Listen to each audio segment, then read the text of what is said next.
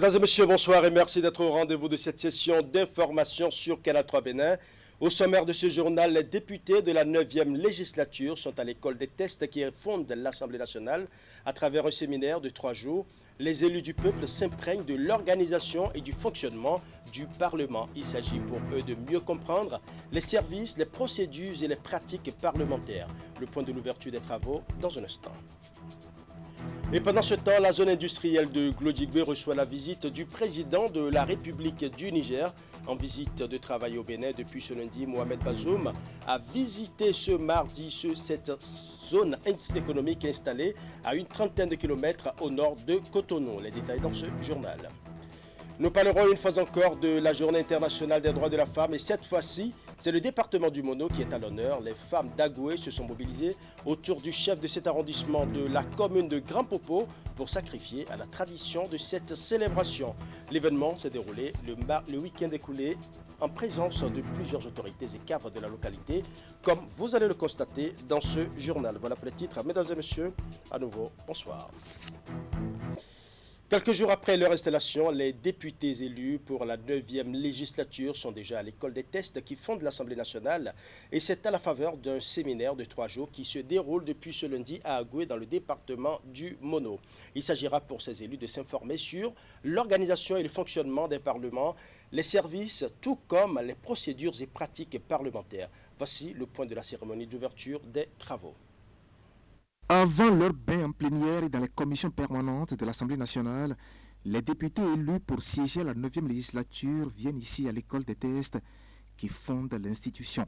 Il s'agit d'un séminaire qui vise à les informer sur l'organisation et le fonctionnement du Parlement. Un exercice qui présente plusieurs avantages. Notamment en favorisant la collaboration et la cohésion, en renforçant la compréhension des enjeux clés, en suscitant des pistes de formation et de conseil, en établissant une vision partagée et en encourageant l'innovation et la créativité. Cette rencontre nous donne l'occasion d'ouvrir des perspectives sur notre mission en tant que parlementaires. En somme, mieux connaître les procédures et pratiques parlementaires avant d'aborder la mission républicaine. Une tradition vieille maintenant de plusieurs années et qui visiblement séduit le principal partenaire de l'Assemblée nationale. Car même si vous maîtrisez les rôles que sont les vôtres en tant que député, chaque institution a ses pratiques, ses réalités. Et le Parlement, au lieu de la politique par excellence, n'échappe pas à cette règle.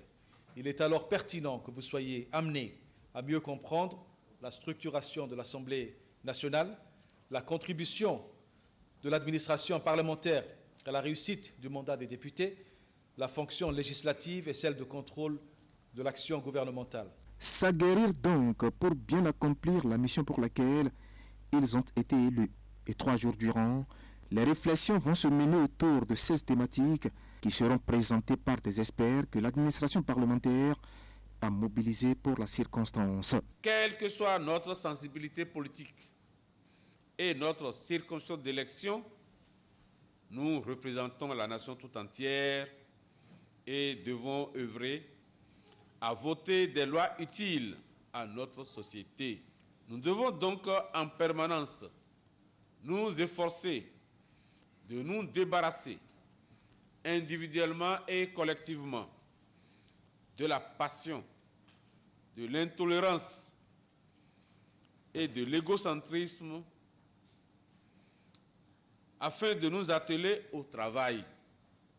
Seul l'intérêt du Bénin devrait nous motiver, nous déterminer dans nos prises de position, dans nos réflexions et dans nos actions. 16 hommes et femmes appelés à siéger au cours de cette 9e législature de l'Assemblée nationale ont été installés le 12 février dernier. Une législature qui matérialise les réformes politiques opérées au Bénin ces dernières années et qui font passer l'effectif des députés de 83 à 109. Quant aux travaux de ce séminaire, ils prennent fin ce mercredi. Les travaux de ce séminaire devront donc permettre aux parlementaires de mieux s'imprégner du rôle de vote de loi et de contrôle de l'action gouvernementale. Et juste après la cérémonie d'ouverture, notre équipe de reportage a tendu son micro à quelques participants qui apprécient l'initiative. Suivant. Enfin, c'est une très bonne initiative et il faut avouer que dans mon groupe parlementaire, on envisageait faire ça déjà au niveau de nos députés. On a trouvé des formateurs et quand le président de l'Assemblée nous a informé qu'il y a un séminaire dans le sens, ce qui a fait que nous avons avorté ce que nous devions faire. C'est une très bonne initiative. Parce que ça nous permet de nous rendre compte du fonctionnement et des organes qui gèrent le Parlement. Et donc, nous en avons besoin afin de nous faire une idée de ce qui se fait par les fonctionnaires parlementaires et ce que les relations qui nous lient à eux. Pour nous qui sommes à notre première législature, c'est important pour nous de connaître la maison, le fonctionnement de la maison, et afin de savoir comment s'y prendre. Donc c'est très important. Et c'est pourquoi pendant les 3 jours, nous allons nous atteler à suivre avec attention toutes les communications. Restons avec le président de l'Assemblée nationale qui a reçu en audience le représentant résident du Programme des Nations Unies pour le développement PNUD au Bénin. Les deux personnalités ont échangé sur les questions de partenariat qui lient les deux institutions. Nous allons suivre ici l'hôte du président de l'Assemblée nationale au sortir de cette audience. Cela m'a donné un peu d'abord l'opportunité de rappeler tout l'appui que le PNUD a apporté jusqu'à aujourd'hui. Le Parlement est l'une des institutions vraiment prioritaires, particulièrement dans le volet qui concerne les questions de gouvernance. Ensuite, je me suis entretenu j'ai demandé une audience avec le président de l'Assemblée nationale pour faire un peu le bilan de ce qui a déjà été fait jusqu'à aujourd'hui. Et puis aussi écouter le président en termes de perspective, ce que le Parlement donc attend du PNUD, je dirais, pour les mois ou années à venir. Et un certain nombre de priorités ont été définies ou rappelées aussi, priorités pour lesquelles, donc, en tant que représentant résident du PNUD, je me suis engagé donc, à appuyer le Parlement, pas seulement à travers mon institution, mais aussi à travers les autres acteurs, le système des Nations Unies, mais aussi les autres partenaires techniques et financiers. Allons à présent à Boycon, dans le département du Zou, pour parler de la session thématique de l'organisation de la jeunesse du bloc républicain OJBR. Ce rendez-vous qui intervient quelques semaines après les dernières législatives et l'Assemblée générale de l'OJBR consacre également la relance des activités de l'organisation. Les assises sont l'occasion d'affiner les réflexions engagées dans les commissions thématiques de l'organisation. Imet Hélène Amoussou pour les détails. Boycon, point de convergence des jeunes du bloc républicain. La rencontre de ce dimanche intervient quelques semaines après les dernières législatives. Elle est organisée sur initiative du Bureau fédéral de l'organisation de la jeunesse du bloc républicain OJBR. Le rendez-vous a été l'occasion pour les participants de faire le point des travaux des 4 commissions thématiques. Vous avez travaillé pour rehausser l'image de notre parti, pour porter haut le flambeau du bloc républicain dans vos localités respectives.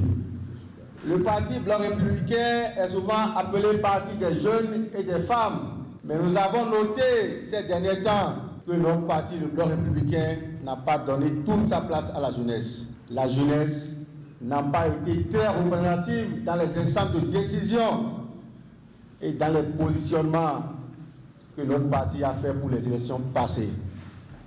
C'est pourquoi j'aimerais demander que cette session thématique de Boycon devrait être une occasion de repenser notre organisation et de repenser notre parti politique qu'est le bloc républicain. Cette session thématique est le cadre choisi par les responsables de l'organe pour exprimer les reconnaissances des dirigeants du parti à la section Zou de l'EJBR pour les efforts consentis lors des échéances électorales du 8 janvier dernier. Les assises ont aussi permis de poser le diagnostic de la vie politique de la formation. Plusieurs aspects de la question ont été abordés. Au terme des travaux, réflexions et débats, des recommandations ont été formulées. Faire de l'organisation des jeunes du bloc républicain une entité entière pour répondre véritablement au slogan « Parti des jeunes », redéfinir l'offre politique du parti et définir un processus de mise en œuvre et de suivi-évaluation. Impliquer davantage les jeunes dans les organes de prise de décision. Ces assises de Boycon relancent également les activités de l'OJBR pour le compte de l'année en cours. Je voudrais, camarades jeunes, nous inviter à vraiment nous armer de courage, de détermination, pour continuer, au-delà de nos points de divergence, pour continuer par militer et par permettre à ce parti de l'avenir, à ce parti des jeunes et des femmes de continuer par être un des partis les plus importants et dans l'avenir le plus grand parti de notre nation. Chers jeunes BR, je vous souhaite beaucoup de courage. Vous avez joué votre partition. Jeunesse BR, vous avez joué votre partition. La balle maintenant, c'est dans le camp des responsables du parti. C'est à nous de prendre nos responsabilités. Première rencontre officielle des jeunes du parti au titre de l'année 2023. Cette session thématique fait suite à l'Assemblée générale de l'organisation tenue en décembre 2022. En plus des délégations de l'OJBR venues des 9 communes du Zou, on pouvait également noter la présence de la jeunesse militante du parti dans le département. En visite de travail au Bénin depuis hier lundi, le président de la République du Niger a visité ce mardi la zone industrielle de Glo-Djibé. Mohamed Bazoum est émerveillé par la qualité des industries qui s'installent dans cette zone économique à une trentaine de kilomètres au nord de Cotonou. Le point de sa visite dans ce reportage. L'hôte nigérien du Bénin sur le site de la zone industrielle de Glo-Djibé. Le président Mohamed Bazoum y a effectué cette visite guidée pour toucher du doigt tous les efforts que déploie le gouvernement béninois. Sur les lieux, il était accompagné du ministre des Affaires étrangères, du ministre d'État chargé du développement, de celui de l'industrie et du commerce, puis du titulaire du portefeuille de l'économie et des finances, qui lui ont fait visiter plusieurs infrastructures industrielles. Cette industrialisation se manifeste dans cette zone économique spéciale que notre hôte a visitée aujourd'hui, qui lui a permis de voir un certain nombre d'industries déjà installées et qui sont déjà opérationnelles, notamment une unité de transformation de noix de cajou, une unité de confection de vêtements et beaucoup d'autres installations. Et je pense qu'il est reparti tout en étant satisfait. Le Bénin est aujourd'hui une référence en Afrique et dans le monde en matière d'initiative. En peu de temps, plusieurs transformations ont été opérées. Le président nigérien s'en est rendu compte, comme l'explique le directeur général de l'Agence pour la promotion des investissements et exportations. Aujourd'hui, le président Bazoum, qui est le premier président à venir ici, vraiment nous a fait l'honneur de nous dire que ce qu'il avait vu ici était impressionnant. Et alors ça valide toutes les démarches engagées par le président de la République, Patrice Talon, pour transformer structurellement notre économie. Nous sommes en train de passer d'une économie de commerce à une économie de développement, de transformation et d'industrialisation. Et ça, c'est ce qui est remarquable. Mohamed Bazoum est en visite au Bénin depuis le lundi 13 mars. Il s'était rendu sur quelques sites économiques, dont le port autonome de Cotonou. Nous allons à présent parler du tout nouveau représentant permanent de la CEDEAO à l'Union africaine qui a été reçu en audience ce lundi au ministère des Affaires étrangères et de la coopération. Il s'agit de Francis Gabriel Oké, précédemment chef de la division assistance électorale de la CEDEAO. Il est nommé à ses nouvelles fonctions pour apporter son expertise acquise pendant 17 ans au sein de la CEDEAO à travers ses actions de paix, de sécurité et de transparence dans les élections en Afrique de l'Ouest.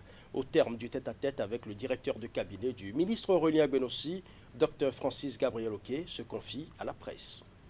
Effectivement, j'ai été reçu par le directeur de cabinet du ministère des Affaires étrangères et de la coopération, qui a été instruit par le ministre lui-même de me recevoir, parce que c'était pour informer le ministre de ma nomination et comme représentant permanent de la CEDEAO auprès de l'Union africaine, ce qui est une fonction qui honore quand même le pays.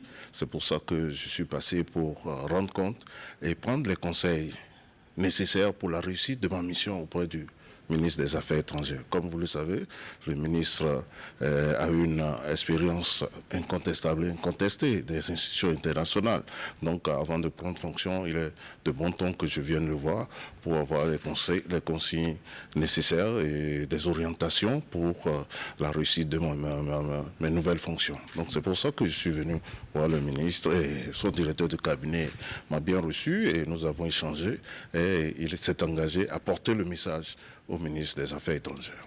Et c'est vrai que j'ai passé 17 ans à la tête de la division assistance électorale à la CEDEAO et essentiellement, et ce que j'ai pu apporter une visibilité aux actions de la CEDEAO en matière d'assistance électorale. Et chacun des États membres a reçu une assistance, quel que soit le type d'assistance.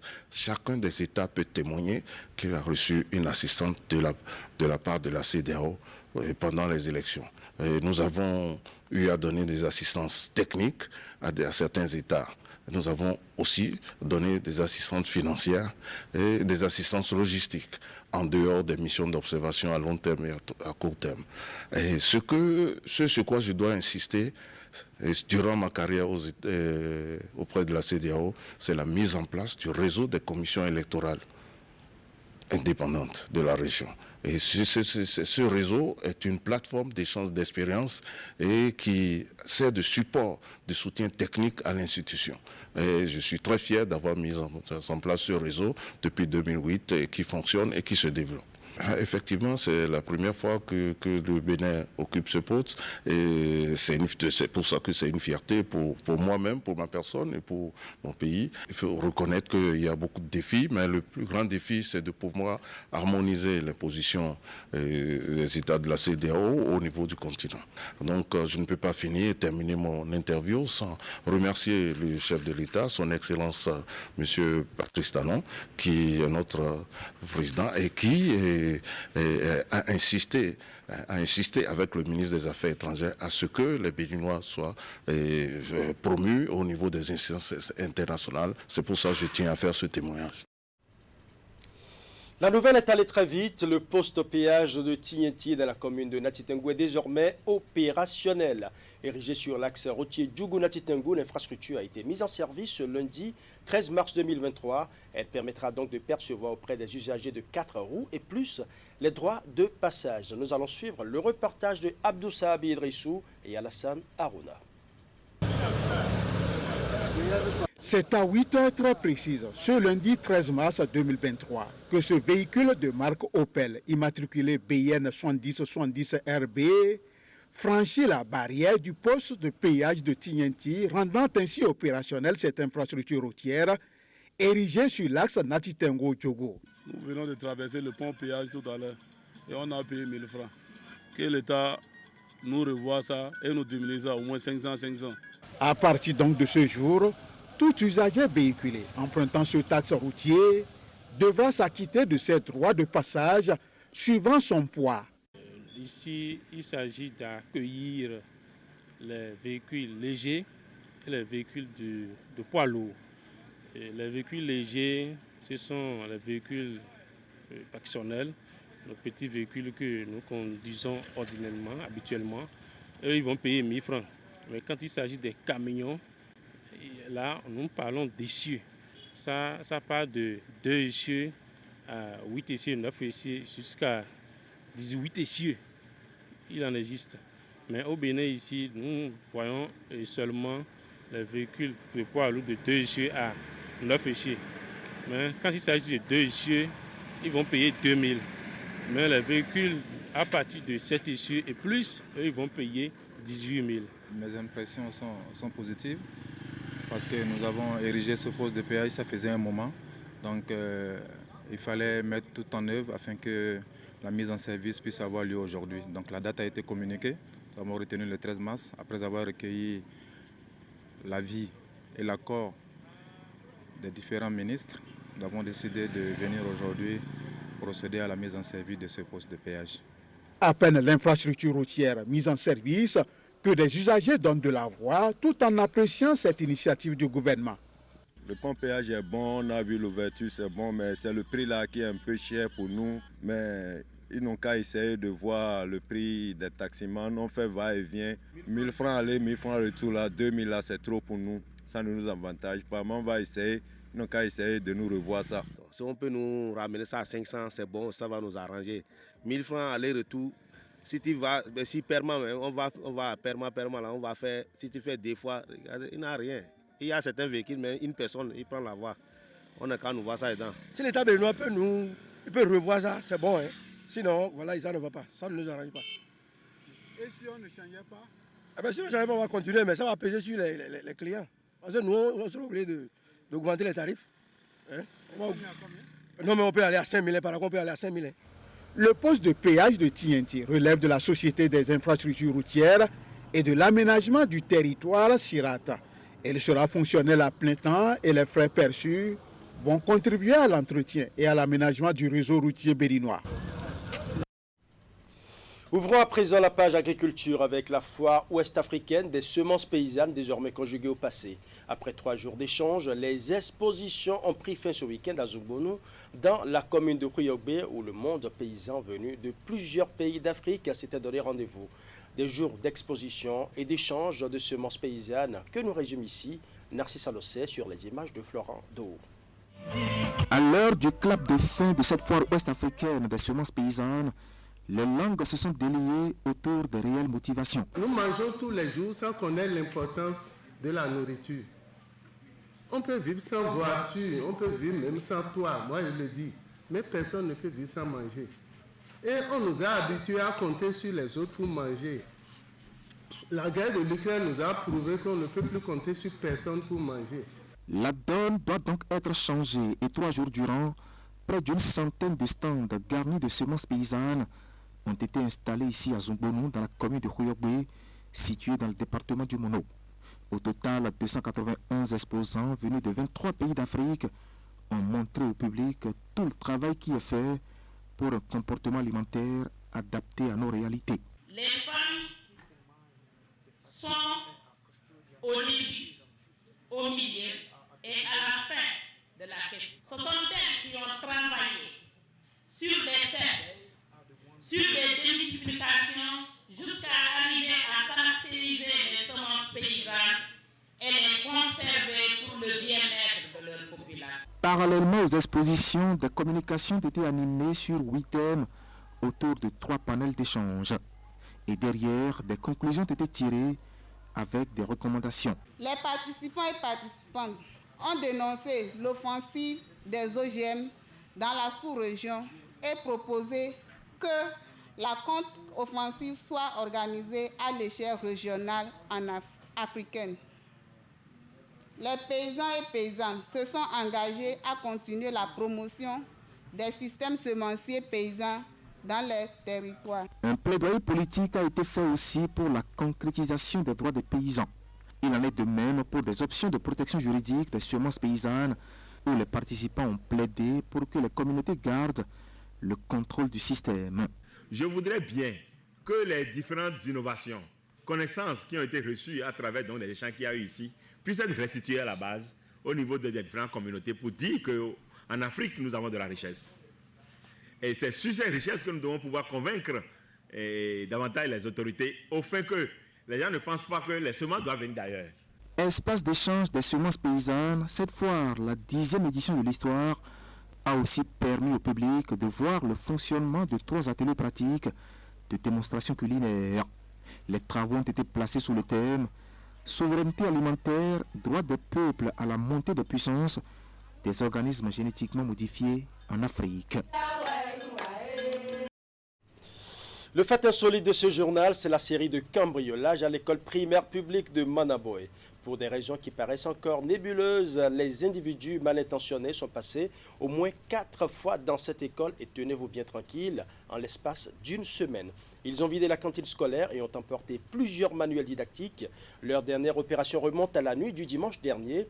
Les voleurs sont partis ramasser les ustensiles de cuisine qui servent à préparer la nourriture aux apprenants. dans le rang des enseignants, des apprenants et des parents d'élèves. C'est la panique qui s'installe. Voici le reportage de Imet Hélène Amosso.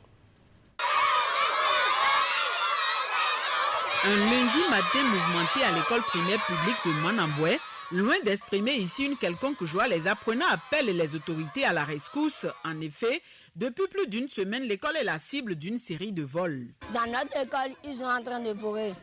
Ils ont volé les riz et huile, notre cantine et l'argent de bulletin. Et puis, moi, les commettants, et mieux d'un filet, et puis ça, et si dominer ça, oh, ça, oui, ça, et puis dominer, et c'est à ton, bon, ben, à mi-temps, à la baie, et mieux, on soit à mi-simélé, à mi-effort, mi-royo, à la mieux, à la baie, fort, c'est à ton élément. Bon, et mieux, avec bédino, et là, avec cancer nous sous. On veut mieux dans les bien. Donc, c'est ça. Ça me fait le côté, quand il y a des filles, nous, on doit bien filles, et on peut qu'ils m'ont chodo, quand c'est mieux dans les bien, nous, chodo, et une bonne internationale. Toute la semaine écoulée, les visiteurs mal intentionnés sont passés presque tous les jours. À chaque passage, une ou plusieurs classes ont été cambriolées et des objets emportés. La situation préoccupe au plus haut point les responsables de l'établissement, d'autant plus qu'en dehors des classes, la cantine de l'école a été vidée. À leur dernier passage ce dimanche, les cambrioleurs pilleurs ont emporté les marmites qui servent à faire la cuisine pour les écoliers. Le lundi matin, à notre grande surprise, quand nous étions venus à l'école, ils ont défoncé les fenêtres, les cadenas pour avoir accès dans les classes et dans le bureau de la directrice du groupe A. Ils ont emporté 38 bidons vides d'huile et environ 3 litres et demi d'huile. Et ils ont fouillé, c'est tout comme s'ils sont en train de chercher quelque chose dans la direction. Et dans les salles de classe aussi, au CM2, ils ont emporté les manuels, les cahiers de devoirs des enfants. Dans les autres classes, pareil. Dans la nuit du mardi au mercredi aussi, à notre arrivée le matin, pareil constat. Le samedi, j'étais encore à la maison et le président m'a appelé. Il dit que les voleurs, ils sont encore de passage. Nous sommes obligés d'enlever tout ce qui est comme vivre dans l'école. On les a stockés chez le délégué. Ce matin, à notre grande surprise, on a encore constaté qu'ils sont encore revenus. Ils ont emporté les couverts des marmites, les bassines. Ils ont emporté beaucoup de choses. Dans le rang du personnel enseignant, les apprenants ainsi que les parents d'élèves, c'est la panique. À partir de ce lundi, les activités de la cantine sont interrompues. Face à la fréquence des actes d'incivisme, les responsables de l'école ont entrepris des démarches vers la police républicaine, de même que le chef quartier. À l'heure actuelle, les yeux de la communauté scolaire de l'EPP Manamboué, les parents d'élèves et autres, sont tournés vers les autorités au plus haut niveau. Leur réaction est vivement attendue. La journée internationale des droits de la femme, on en parle encore et cette fois-ci, c'est le département du Mono qui est à l'honneur. Les femmes d'Agoué sont mobilisées par le chef de cet arrondissement de la commune de Grand Popo pour sacrifier à la tradition de cette célébration. L'événement s'est déroulé le week-end écoulé en présence de plusieurs autorités et cadres de la localité. Narcisse Alossé pour les détails.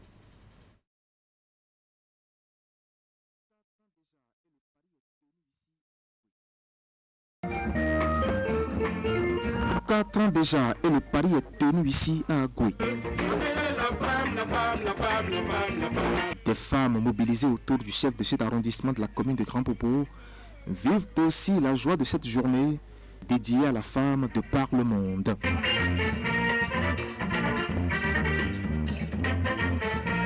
La tête de pont, elle, dit être motivée par les réformes entreprises par les gouvernants actuels. Car pour la première fois dans l'histoire du Parlement béninois, nous comptons plus de 24 femmes à l'Assemblée nationale et plusieurs femmes ministres, directrices et d'autres à des postes de décision stratégiques.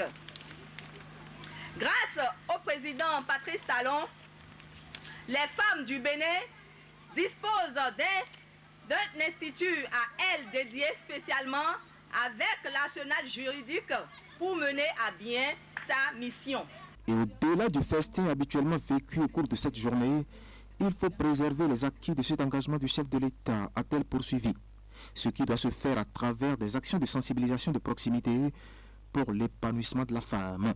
Et les bases ont été jetées séance tenante avec la mise sur pied d'un bureau pour l'association des femmes d'Agoué et des présents offerts aux plus méritantes. Excellente initiative, parce que les femmes se sentent maintenant concernées par le développement d'Agoué. Les femmes se sentent concernées par le développement d'Agoué depuis que nous avons pour la toute première fois une femme à la tête de l'arrondissement d'Agoué.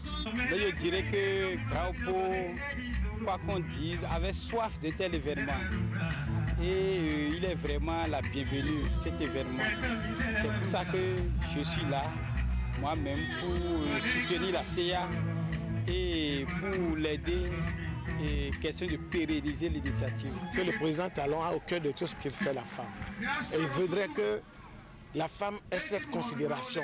Et c'est d'ailleurs pour ça qu'il allait jusqu'à créer l'Institut national de la femme. Nous, ici, au niveau local, nous avons tout intérêt et tout devoir à renforcer cela et à accompagner cette dynamique du président de la République. Et pour l'accompagner, il faut qu'on se retrouve. Derrière, une collecte de fonds a été initiée pour l'ouverture d'un orphelinat au profit de l'enfance malheureuse à Agoué. Une partie de la cité balnéaire de Grand Popo est frontalière avec le Togo. Les femmes, par la voix de leur porte-parole, ont salué cette initiative de leur chef d'arrondissement qui a su mobiliser deux noms bien connus du paysage discographique béninois, les artistes Vivent et Richard Flash.